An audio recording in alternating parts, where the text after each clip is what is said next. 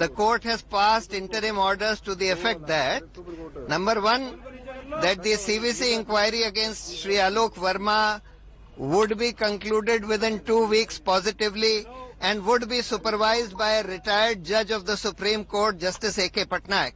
The court also said that the acting director who has been appointed, Sri Nageshwar Rao, he will not take any major or any policy decisions for the time being, and the next date of hearing is 12th of November. मध्यान राती आदेश काढून मोदी सरकारान सीबीआयत घाल्ल्या या खवदळाचो निषेध म्हणून काँग्रेस देशभर वातावरण तापयता.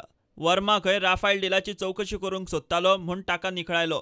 शुक्रारा सीबीआयचे प्रदेश हेडक्वार्टर्स धरून कितल्याशाच सुवातींनी काँग्रेसीन निषेध आंदोलनां केली. बामुळे सीबीआयच्या ऑफिसा भायर काँग्रेसीच्यो घोषणा.